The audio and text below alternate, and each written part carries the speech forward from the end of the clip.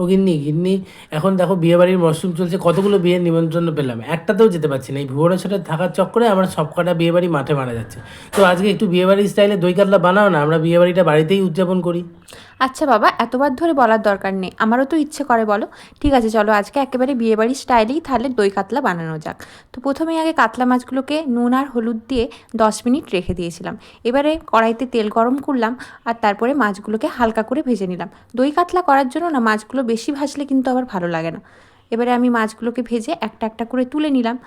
এবারে দেখো, বিয়েবাড়ির স্টাইল দই কাতলা বানানোর জন্য না দুটো ম্যাজিক আছে, দুটো মশলা আমি বানাবো। আর সেটার জন্যই স্বাদটা হয়ে যাবে একেবারে বিয়েবাড়ির মতো। প্রথমে আমি আদা রসুন পেঁয়াজ আর কাঁচা লঙ্কা পেস্ট করে নিলাম। আরেকটার মধ্যে একটু পোস্ত, 4টে আলমন্ড আর কাজু বাদাম একসাথে বেটে নিয়েছি। মাছ ভাজা তেলের মধ্যে ফোড়ন হিসেবে দিয়ে দিতে হবে জিরে। তারপর পেঁয়াজ আদা রসুন আর লঙ্কা বাটাটা দিয়ে ভালো করে নাড়িয়ে নিতে হবে। তারপর প্রতিদিনের আমাদের রান্নাতে যে মশলাগুলো ইউজ করা হয়, মানে ধনে জিরে আর লঙ্কা গুঁড়ো আর পরিমাণ মতো নুন, এটা একটা জলের মধ্যে গুলিয়ে রেখেছিলাম, সেটা দিয়ে ভালো করে ভাজার পর দিয়ে দিয়েছিলাম ওই কাজু পোস্ত বাটাটা। বাস তারপরে ভালো করে নাড়িয়ে চাড়িয়ে যখন তেলটা উপরে উঠে আসবে, তারপর দিয়েছিলাম দই। আর দই দেওয়ার পরে মাছগুলো দিয়ে নাড়িয়ে চাড়িয়ে ভালো করে জল দিয়ে ফুটিয়ে নামানোর আগে দিয়ে দিয়েছিলাম একটু ঘি, গরম মশলার কাসুরি মেথি। বাস এখানে রেডি হয়ে গেল আমাদের বিয়েবাড়ির স্টাইল দই কাতলা।